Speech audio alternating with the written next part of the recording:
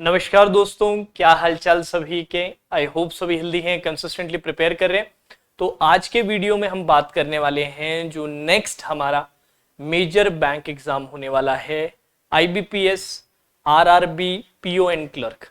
ग्रामीण बैंक के लिए जो ऑफिसर स्केल 1 जिसे पीओ कहते हैं और ऑफिस असिस्टेंट जिसे क्लर्क कहते हैं, इन पोस्ट की जो भर्ती, इनके रिगार्डिंग जो भी डिटेल्स है वो सब मैं यहाँ पे शेयर करने वाला हूँ। साथ ही साथ कुछ अपनी तरफ से प्रिपरेशन के पॉइंटर्स भी मैं आपको दूंगा और कुछ सोर्सेस भी आपके साथ शेयर करूंगा। तो सभी से रिक्वेस्ट है वीडियो एंड तक देखिएगा और अगर सेशन पसंद आए तो लाइक करना मत भूलिएगा और जितने भी नए स्टूडेंट्स हैं चैनल को सब्सक्राइब करके रखिएगा। साथ ही साथ प्लेलिस्ट सेक्शन जरूर आप विजिट कीजिएगा, वहां पर प्री और मेंस का बहुत सारा फ्री क्वालिटी कंटेंट आपको मिलेगा।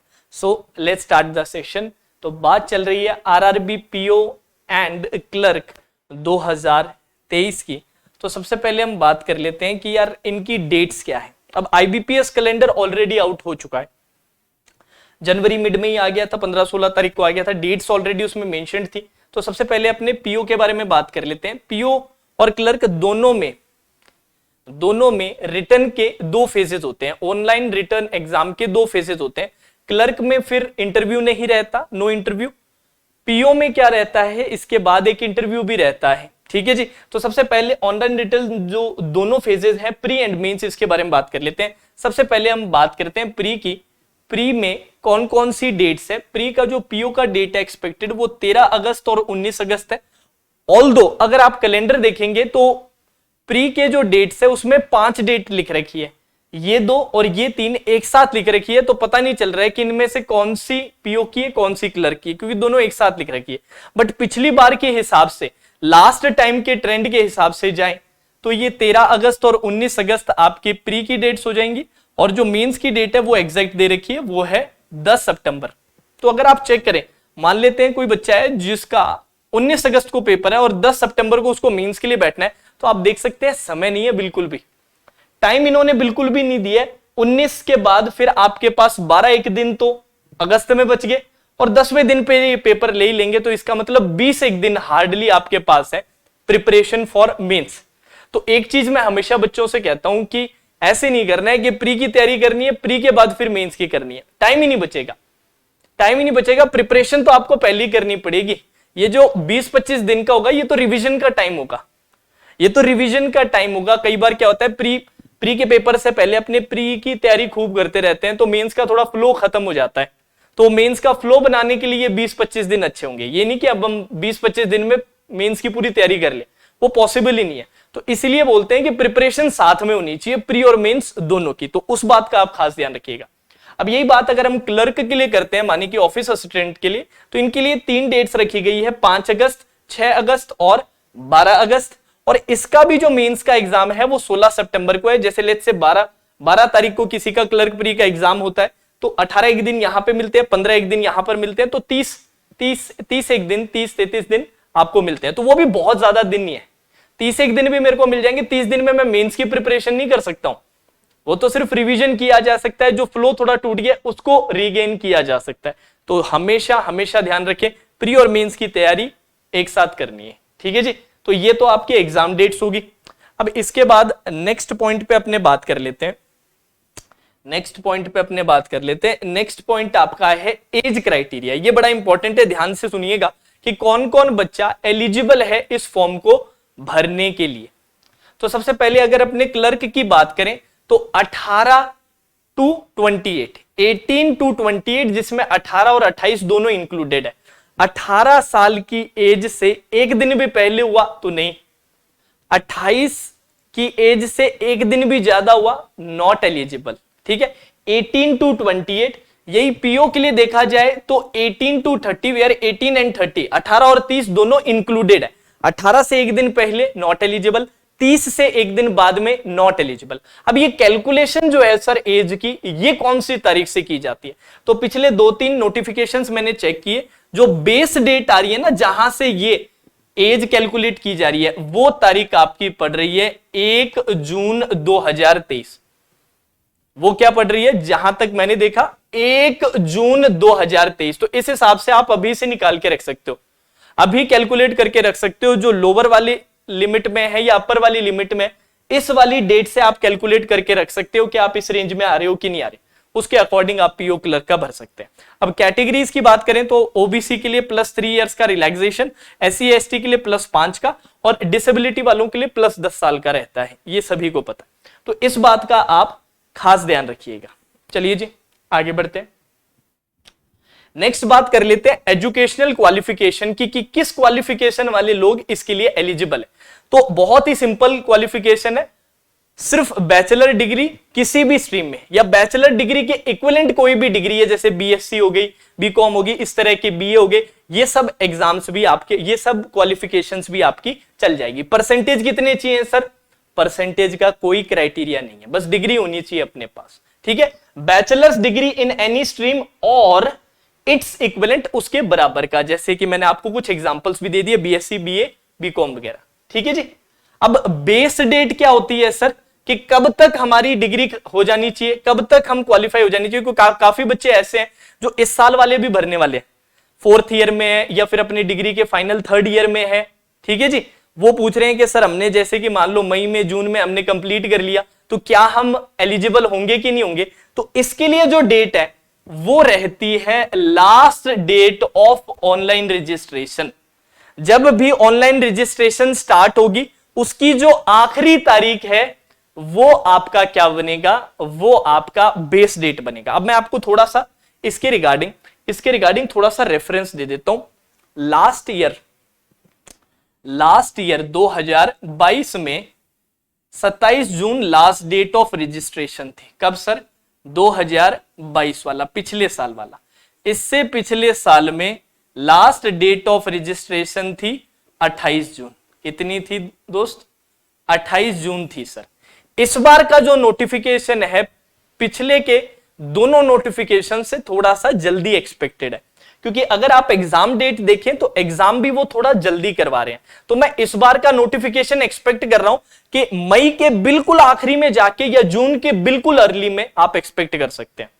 पिछली बार नोटिफिकेशन आया था आई थिंक 6 जून को, मैं एक्सपेक्ट कर रहा हूं इस बार 6 जून से भी पहले आएगा। हो सकता है 1, 2, 3 जून को ही आ जाए या फिर मई की आखिरी 3-4 तारीख में, आखिरी 3-4 डेट्स पे भी आ सकता है, ठीक है।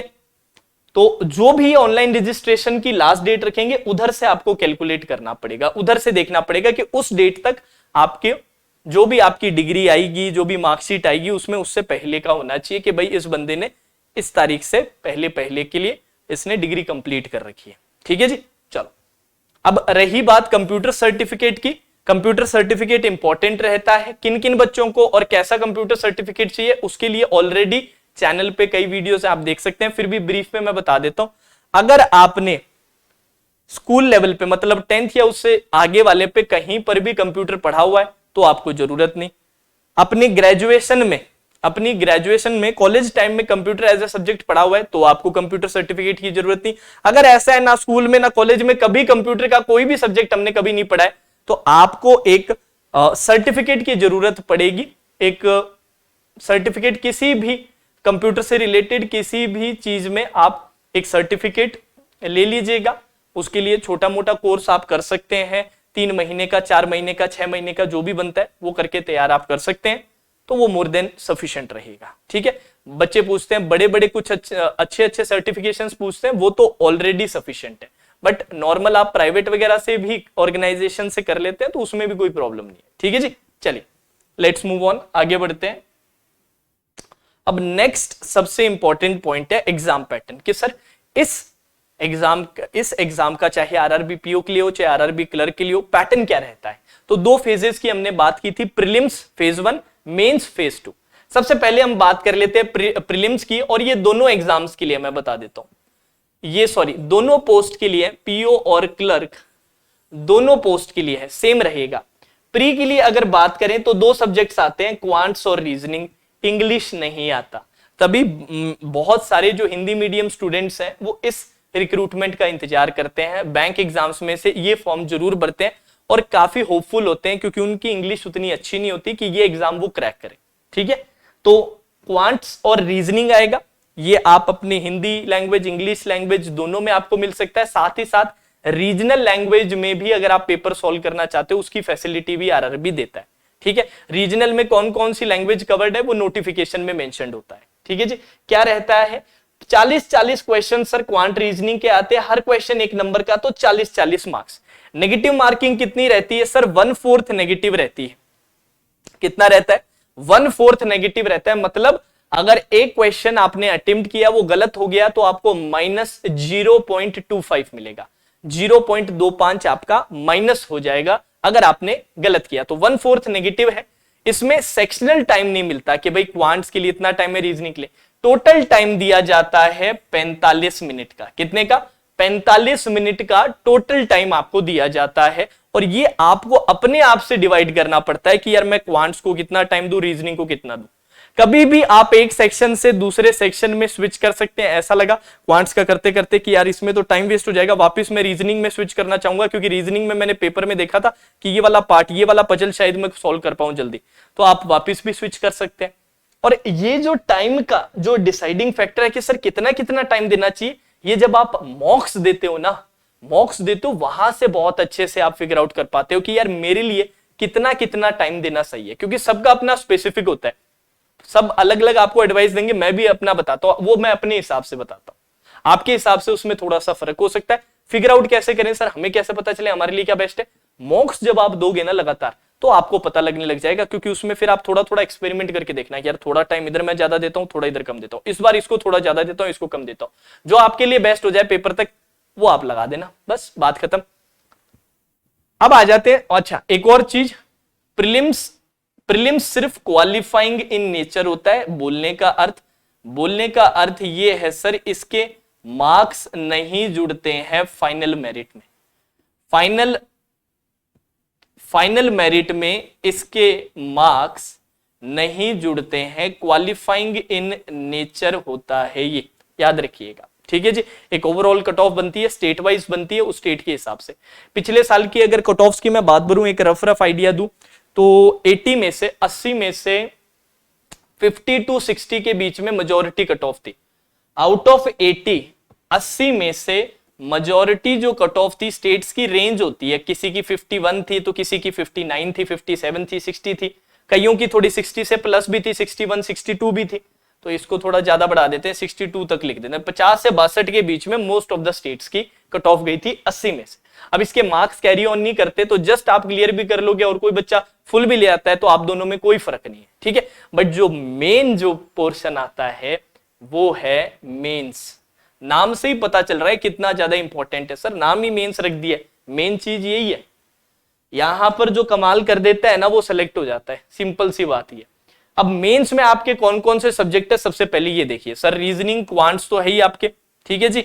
आपके जीए माने कि जनरल अवेयरनेस। जनरल अवेयरनेस में क्या पूछते हैं, ये जनरल अवेयरनेस में फाइनेंस और बैंकिंग से रिलेटेड करंट अफेयर्स सबसे ज्यादा पूछते हैं। इसका जो मेजॉरिटी पोर्शन जो होता है वो करंट अफेयर्स होता है, वो भी based on financial and banking news, ठीक है जी। तो उस पर खास फोकस आपको करना है। लास्ट 3 to 4 मंथ्स का आप बहुत अच्छे से करके जाओ। ऑलरेडी आपको पेपर की डेट पता चल चुकी है कि मिड सितंबर में आपका मेंस क्या है, तो उससे पहले के 3 से 4 महीने बड़े इंपॉर्टेंट हो जाते हैं, जिनमें ये मई महीना भी आता है। तो मई महीने से अच्छे से करंट अफेयर की तैयारी करना स्टार्ट कर दो। जनरल अवेयरनेस के सेक्शन में अच्छे नंबर ले आए तो बहुत बड़ा डिसाइडिंग फैक्टर बन जाता है, ठीक है जी। अब कंप्यूटर का भी है और साथ ही साथ हिंदी और इंग्लिश में से आपको एक ऑप्शन दिया जाता है कि भाई आप चाहो तो हिंदी लैंग्वेज, हिंदी सब्जेक्ट के तौर पे बता रहा हूं, मीडियम ऑफ क्वेश्चन नहीं बता रहा, हिंदी एज अ सब्जेक्ट भी चूज कर सकते हो। और आपको लगता है नहीं सर मैं इंग्लिश वाला सब्जेक्ट या इंग्लिश का जो सेक्शन है उसमें ज्यादा स्ट्रांग हो, तो वो भी सिलेक्ट कर सकते हो, दोनों में से कोई एक। और ये दोनों ही आपके 40-40 के सभी जो सेक्शंस हैं उनका वेटेज सेम है सर, 40-40-40-40 सभी का 40-40 क्वेश्चंस का वेटेज रहता है। मार्क्स में फर्क है, अगर आप देखिए रीजनिंग और क्वांट्स का पर क्वेश्चन का वेटेज ज्यादा है, 40 क्वेश्चन के 50 मार्क्स है, हर क्वेश्चन बराबर मार्क्स का है, बट वो मार्क्स 1 मार्क्स नहीं है, 1 मार्क्स से थोड़े से क्या है सर ज्यादा है, ठीक है जी। अब इसी तरीके से जीए और अगर आप हिंदी इंग्लिश का देखें तो 40 क्वेश्चन 40 मार्क्स, 40 क्वेश्चन 40 मार्क्स है, एक क्वेश्चन 1 मार्क का है। कंप्यूटर का थोड़ा सा वेटेज और कम हो जाता है, 40 क्वेश्चन 20 मार्क्स का, मतलब बिल्कुल 0.5 मार्क्स, एक क्वेश्चन का आधा नंबर आपको मिलेगा। और इंपॉर्टेंट चीज ये है कि यहां पर भी जो नेगेटिव मार्किंग है वो 1/4 ही है। कितना? 1/4। जितना भी मार्क आपको मिल रहा है अगर गलत होता है तो उसका 1/4 नेगेटिव आपको दिया जाएगा अगर रॉन्ग करते हो तो। अब इसमें सेक्शनल टाइम की बात करें तो यहां पर भी सेक्शनल टाइम नहीं है, यहां पर भी कंपोजिट टोटल टाइम है। कितना सर? 2 घंटे का। तो 2 घंटे को जो टाइम रहता है वो आपको अपने हिसाब से डिस्ट्रीब्यूट करना पड़ता है कि भाई इसको मैं 10 मिनट दूंगा, इसको मैं 15 दूंगा, इसको 40 दूंगा, इसको 50 दूंगा। जो भी रहता है वो स्ट्रैटेजी आपको खुद को इंप्लीमेंट करनी पड़ती है। और ये भी कैसे पता चलता है? ये भी जब आप मॉक्स देते हो ना तब पता चलता है कि यार किस ऑर्डर में मैं अटेम्प्ट करूं। पहले रीजनिंग क्वांट्स उठाऊं या पहले ये जो हल्के वाले होते हैं general awareness, computer, Hindi, English, ये उठाऊं? किसको कितना टाइम दूं? या फिर स्विच करूं कि 2 राउंड में पहले इनको भी करूं, इनको भी करूं, फिर से वापस इनको करूं? ये जो स्ट्रेटेजीज है ये आप जब मॉक दोगे ना तो बहुत बढ़िया तरीके से आइडिया हो जाएगी। बाकी मैंने अपनी स्ट्रेटेजी चैनल पे पिछले साल ऑलरेडी शेयर कर रखी है, बस आप सर्च कर लीजिएगा आरआरबी पीओ मेंस या आरआरबी क्लर्क मेंस जो भी लिख के कि कितना sectional time, how to distribute time, how to give sectional time, इस तरीके से, या हाउ टू अटेम्प्ट पेपर के नाम से वीडियो होगा। हाउ टू अटेम्प्ट पेपर करके कर दीजिएगा, सारा आपको टाइम का मैम वहां पर आ जाएगा, वीडियो देख लीजिएगा, उसमें मैंने अपनी तरफ से बताया। बट वहां पर यह भी बोला कि भाई हर इंसान अलग है, अपना एक स्पेसिफिक स्ट्रैटेजी बनाओ, वो सबसे बढ़िया होता है। तो मॉक्स देके आप ज्यादा बेहतर तरीके से फिगर आउट कर पाओगे कि आपके लिए बेस्ट क्या है। ठीक है जी। अब क्लर्क का क्या रहेगा? क्लर्क का मेंस पे आके गेम खत्म हो जाता है, मतलब इसके बाद कोई फेज नहीं होता। मेंस के जो भी आपके मार्क्स होते हैं उसके अकॉर्डिंग मेरिट लिस्ट बन जाती है, आपका बैंक में सिलेक्शन हो जाता है। ठीक है। बट पीओ के लिए कहानी यहां पर खत्म नहीं होती, इसके बाद एक फेज और रहता है और पीओ ओनली के लिए यह फेज रहता है इंटरव्यू का फेज। अब इंटरव्यू और मेंस के मार्क्स कैसे, टोटल जब मेरिट लिस्ट बनती है तो किस तरीके से, किस रेशियो में डिवाइड किए जाते हैं वो आपके सामने 80-20 के रेशियो में रहते हैं। Mains 80, interview 20। जनरली क्या रहता है, इंटरव्यू आपका 100 मार्क्स का रहता है, उसको फिर ये कन्वर्ट कर देते हैं 20 में, सीधा 20 में कन्वर्ट कर देते हैं। आउट ऑफ 20 फिर आपको मार्क्स मिलते हैं और इसका 20% वेटेज होता है, मेंस का 80%, 80। तो आप हिसाब लगा सकते हैं कि मेंस में स्कोर करना कितना जरूरी होता है। इसलिए जो बच्चा मेंस के कट ऑफ से कुछ ही नंबर ऊपर ला पाता है उसका फाइनल सिलेक्शन नहीं हो पाता। जनरली देखा जाता है कि 10-15 नंबर जब आप ऊपर लाते हैं तो आप सेफ साइड पे जा पाते हैं, उसके बाद भी आपको इंटरव्यू में थोड़ा डिसेंट स्कोर करना पड़ता है। तो मेंस सबसे इंपॉर्टेंट फेज बन जाता है फाइनल सिलेक्शन लेने का। ठीक है जी। चलिए तो आगे बढ़ते हैं। और रही बात इंटरव्यू की डेट्स की, इंटरव्यू की डेट्स पहले से मेंशन की नहीं जाती है, बट जनरली होता है क्या, एक बार रिजल्ट वगैरह आ जाए तो महीने 1.5 महीने में आपका इंटरव्यू कंडक्ट करवा दिया जाता है। ठीक है जी। चलिए आगे बढ़ते हैं। नेक्स्ट पार्ट है एग्जाम लेवल का, ये सबसे इंपॉर्टेंट है। अब एग्जाम के रिलेटेड अपने ने सारी बातें कर ली है कि भाई एज क्राइटेरिया क्या है, पैटर्न क्या है, डेट्स क्या है, सब आपने बता दिया। नोटिफिकेशन कब एक्सपेक्टेड है ये भी मैंने आपको बता दिया है। अब है कि सर प्रिपरेशन करनी है तो एग्जाम का लेवल क्या होता है। तो सबसे पहले अगर अपने प्री की बात करें तो प्री का लेवल स्पेशली सबसे पहले आरआरबी क्लर्क के प्री का लेवल होता है इजीएस्ट, सबसे आसान लेवल होता है। इससे आसान बैंक का कोई एग्जाम होता ही नहीं है, जिसके कारण कट ऑफ्स जाती हैं बहुत ज्यादा हाई, कट ऑफ्स जाती है बहुत ज्यादा हाई, बहुत ऊपर कट ऑफ्स जाती है। मतलब मैं आपको रेंज बताऊं तो आरआरबी क्लर्क प्री की लास्ट ईयर की 80 में से अगर आप रेंज निकालेंगे तो 68 से लेके 78 तक का रेंज है, ये आउट ऑफ 80 है। 68 से 78 आउट ऑफ 80, जिसमें मेजॉरिटी जो स्टेट्स हैं वो 75 के अराउंड है। मतलब सिर्फ 5 मार्क्स तक का आपके पास लीवे है, फ्लेक्सिबिलिटी 5 मार्क्स की है, 5 से ऊपर नंबर कटे और सिलेक्शन रुक गया। But state to state vary करते हैं, कईयों को 5 भी नहीं मिलती, कईयों को 10 तक भी मिल जाता है, जिनकी कट ऑफ 70-71 वगैरह जा रही है, 69-68 जा रही है। बट कॉम्पिटिटिव बहुत ज्यादा हो जाता है क्योंकि पेपर का level very very very easy. एक ही चीज इंपॉर्टेंट होती है और वो है स्पीड, ओनली स्पीड, एग्जाम का कोई लेवल नहीं होता। और बहुत तगड़ी स्पीड के लिए क्या करना पड़ता है, बहुत ज्यादा प्रैक्टिस करनी पड़ती है, और प्रैक्टिस भी with timer, timer based practice करनी है और खूब करनी है, जिससे बहुत शानदार एक तगड़ी स्पीड आप अचीव कर पाओ, क्योंकि उसी की जरूरत होती है पेपर के अंदर। अब आरआरबी क्लर्क या आरआरबी पीओ प्री की अगर आप तैयारी करना चाहते हो तो हमारे YouTube चैनल पे आपको बकायदा 2022-2021 के मॉक पेपर्स की या मॉक सेशंस की बहुत अच्छी अच्छी प्लेलिस्ट मिल जाएगी। वहां पर खूब वीडियोस आपको मिलेंगे प्रैक्टिस करने के लिए। आप टेस्ट सीरीज खरीदना चाहते हो तो टेस्ट सीरीज के लिए मेरा सजेशन है गाइडली की टेस्ट सीरीज आप खरीद सकते हो, या फिर इवन ऑलिव बोर्ड की भी आप खरीद सकते हो। दोनों अपने स्पॉन्सर्स हैं और दोनों बहुत अच्छी टेस्ट सीरीज आपको प्रोवाइड करते हैं। अब इन दोनों को जब भी आप परचेज करें तो मैं आपको डिस्काउंट कोड भी यहीं बता देता हूं। अगर कोई बच्चा खरीदने में इंटरेस्टेड हो तो वर्चुअस जो अपना यूट्यूब चैनल है वो गाइडली के लिए है, ऑलिव बोर्ड के लिए जो कोड है वो है ध्रुव, DHRUV, ये है ऑलिव बोर्ड के लिए कोड और ये है गाइडली के लिए कोड फॉर टेस्ट सीरीज अगर आप खरीदना चाहें। अब यही बात सर जैसे कि अपने आरआरबी पीओ के लिए बात करते हैं तो इसका लेवल कैसा रहता है। आरआरबी पीओ का जो लेवल है आपके बाकी जो क्लर्क के एग्जाम्स हैं उनसे बेहतर रहता है, चाहे वो एसबीआई क्लर्क हो, चाहे इवन आईबीपीएस क्लर्क हो, उनसे भी थोड़ा बेहतर रहता है। बट इसका जो लेवल रहता है आईबीपीएस पीओ और एसबीआई पीओ से क्या रहता है, कम रहता है। आईबीपीएस पीओ और एसबीआई पीओ से कम, बट एसबीआई और आईबीपीएस क्लर्क प्री से ज्यादा। यहां पर मैं प्री की बात कर रहा हूं, अच्छे से सुन लीजिएगा, मेंस की नहीं, ओनली प्री की बात कर रहा हूं, ठीक है जी। RRB PO SBI IBPS clerk से ज्यादा, बट आईबीपीएस एसबीआई पीओ से कम आता है। और इसकी भी प्लेलिस्ट आपको चैनल पे मिल जाएगी। इसका रेंज मैंने पहले ही आपको बता दिया था, फिर से मैं बता देता हूं।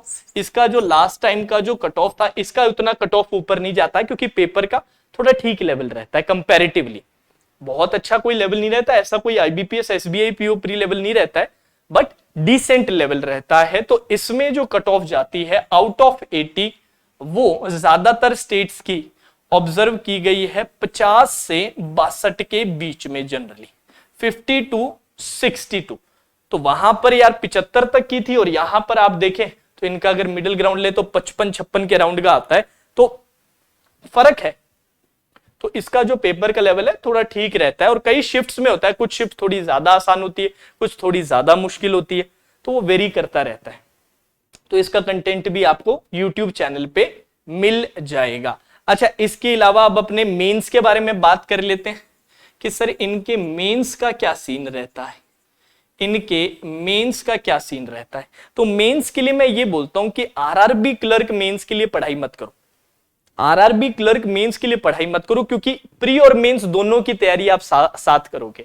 ऐसा नहीं होगा कि सर प्री हो जाएगा, रिजल्ट आ जाएगा, उसके बाद सर हम करेंगे, नहीं नहीं, वो अपने को पहले करनी पड़ेगी। और पहले अगर अपने प्रिपरेशन कर रहे हैं तो हमें ये नहीं पता होता कि सर हम आरआरबी क्लर्क निकाल पाएंगे या आरआरबी पीओ निकाल पाएंगे। हम तो यही मान रहे हैं कि सर हम दोनों ही निकाल लेंगे, है ना। तो प्रिपरेशन अपने को अलग से आरआरबी क्लर्क मेंस की नहीं करनी, आप टारगेट करो आरआरबी पीओ मेंस को, और उसके अंदर आरआरबी क्लर्क मेंस भी क्या हो जाएगा, कवर हो जाएगा। आरआरबी पीओ मेंस का अगर आप लेवल देखोगे ना, लास्ट ईयर का लेवल ही देख लो, बहुत हाई लेवल मेंस नहीं है ये।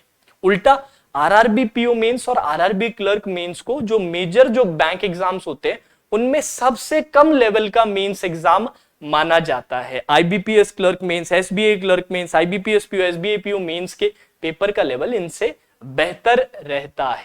तो लेवल वाइज इसको नीचे माना जाता है। कई यहां पे ऐसे टॉपिक्स होते हैं जो नहीं पूछे जाते, वो सारी जानकारी कैसे मिले, किस तरह के क्वेश्चंस हो सर, किस तरह की प्रिपरेशन हो, ये कैसे पता चले। तो भाई हमारे प्लेटफॉर्म पे हम क्वांट्स और रीजनिंग की तैयारी करवाते हैं, यही 2 सब्जेक्ट करवाते हैं। बाकी जनरल अवेयरनेस, कंप्यूटर, हिंदी या इंग्लिश, इनकी तैयारी हम लोग नहीं करवाते, उसके लिए आपको सेपरेटली प्रिपरेशन करनी पड़ेगी। कंप्यूटर के लिए मैं जरूर ये बोल सकता हूं कि क्योंकि लिमिटेड सिलेबस रहता है, वो आप प्री के बाद भी कर सकते हो, प्री से पहले करने की जरूरत नहीं है। कंप्यूटर आप प्री से बाद में भी कर सकते हो, क्योंकि वो एक लिमिटेड सिलेबस होता है और उसको बस सीधा सीधा रटना होता है ना। जनरल अवेयरनेस या करंट अफेयर्स को आपको पहले से करना पड़ेगा, नहीं तो बाद में बहुत ज्यादा इकट्ठा हो जाएगा। ठीक है, तो अभी से करना स्टार्ट करो। हिंदी इंग्लिश के लिए आपको अपना प्लेटफॉर्म सेलेक्ट करना पड़ेगा। क्वांट्स एंड रीजनिंग के लिए मैं आपको बता देता हूं, 2 सजेशंस है मेरी तरफ से, क्योंकि इस बार का हमारा जो आरआरबी का कोर्स है उसको आने में थोड़ा टाइम लगेगा। वो जून में मैं टारगेट कर रहा हूं आफ्टर नोटिफिकेशन। नोटिफिकेशन एक बार आउट हो जाए, नोटिफिकेशन आउट होने के बाद जून में मैं टारगेट कर रहा हूं और विद गैप्स टारगेट कर रहा हूं। मेरी कोशिश ये है कि जून से लेके जून में स्टार्ट हो तो जून में कुछ क्लासेस हो, कुछ क्लासेस आपकी जुलाई में हो। अगस्त में मैं थोड़ी टाइम के लिए उसको बंद करके रखूंगा, जुलाई के भी एंड में बंद करूंगा, क्योंकि प्री के आपके एग्जाम्स होंगे तो उस टाइम मेंस का पढ़ाने का सेंस नहीं, आप प्री वाले फ्लो में होंगे। उसके बाद अगस्त वाला जैसी कंप्लीट होता है तो आपके प्री होते हैं, उसके बाद फिर से बची हुई कुछ दिन होंगे, उसमें मैं कुछ क्लासेस और लूंगा। तो वो एक बड़ा कोर्स रहेगा, जून में स्टार्ट होता हुआ, पर वो ऐसा नहीं होगा कि हर रोज हो रहा है या लगातार कंटिन्यूअस चल रहा है। उसमें थोड़े थोड़े ब्रेक्स रहेंगे जिससे कि अपने उसको स्ट्रेच कर सके जून से लेके सितंबर तक, या एटलीस्ट जून से लेके अगस्त एंड तक तो करें ही करें। ठीक है, जिससे कि अपनी वो कंटिन्यूटी बनी रहे, लगातार अपने कर सके अच्छे से। तो वो कोर्स आपका बाद में आएगा। But in the mean time अगर आप प्रिपरेशन करना चाहते हो, आप नहीं सर हम इतना वेट नहीं कर सकते, तो आप लोगों के लिए 2 सजेशंस है। ये है आपका पेड का सजेशन, ये आप लोगों के लिए पेड सजेशन है। मेरा खुद का ऐप है, खुद की वेबसाइट है, उसका लिंक नीचे आपको डिस्क्रिप्शन में मिल जाएगा, कमेंट सेक्शन में भी मैं पिन कर दूंगा। ये पिछले साल 2022 वालों के लिए हमने कोर्स करवाया था, RRB PO mains mock sessions के नाम से। अब ये मॉक सेशन ऐसा नहीं कि इसमें बस मैंने मॉक टेस्ट डाल के छोड़ दिए, नहीं, कंप्लीट 10 पेपर मैंने सॉल्व करवाए हैं रीजनिंग के लिए, और कंप्लीट 10 पेपर सॉल्व करवाए हैं सिंह सर ने, जो हमारे यहां पर क्वांट्स पढ़ाते हैं। आप उनके वीडियोस देख सकते हैं, पुराने वीडियोस देखेंगे तो वहां पर क्वांट्स सर ने ही पढ़ा रखी है और बहुत अच्छा पढ़ाते हैं।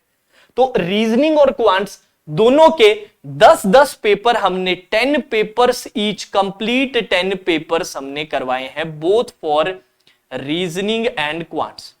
क्वांट्स की बात करें तो सर ने पूरे 40 क्वेश्चंस करवाए हैं, मैंने यहां पर 35 क्वेश्चंस कराए हैं। उसका कारण मैं बता देता हूं। आपने सर 40 क्यों नहीं करवाए? क्योंकि मैं यार क्रिटिकल रीजनिंग नहीं पढ़ाता, स्टेटमेंट अजम्पशन, स्टेटमेंट असर्शन, ये सब चीजें मैं नहीं पढ़ाता, स्टेटमेंट इन्फरेंस और ये सब मैं नहीं पढ़ाता हूं। इसलिए 5 क्वेश्चन कम करके 35 question each, 40 question each, total 10 papers. तो 400 क्वेश्चंस तो आपके सीधे सीधे क्वांट्स के, और 350 मेंस के क्वेश्चन किसके सर? आपके रीजनिंग के दिए गए हैं, exact exam level, exam type को फोकस करते हुए। तो ये आप चाहें तो खरीद सकते हैं।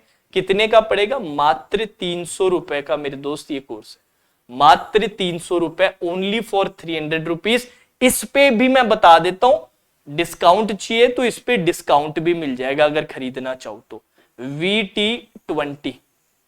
VT20 लगाओगे तो इस पे भी आपको डिस्काउंट मिल जाएगा, 20% ऑफ हो जाएंगे। कितने हो जाएंगे सर? 20% ऑफ हो जाएंगे, और मात्र 240 रुपए का, 240 रुपीज का आपके ये कोर्स पड़ेगा। और क्या चाहते हो? अब ये है कि सर सिर्फ इससे काम नहीं चलेगा, हमें फ्री सोर्स भी दो, या फिर ऐसा कि नहीं सर हमें पेड में नहीं चाहिए, हमें फ्री में चाहिए, तो फ्री के लिए भी सोर्स सुन लो, सभी के सभी फ्री के लिए भी सुन लो। रीजनिंग का है, रीजनिंग का मेन फोकस रखा गया है, देख लीजिएगा। ठीक है, बाकी आप थोड़ा पुरानी प्लेलिस्ट देखेंगे 2021 वाली, 2021 वाली देखेंगे तो वहां पर क्वांट रीजनिंग दोनों है। 21 वाले में, 22 वाले में अगर आप ये प्लेलिस्ट मेरे चैनल पे ढूंढ लेंगे तो आपका भला हो जाएगा।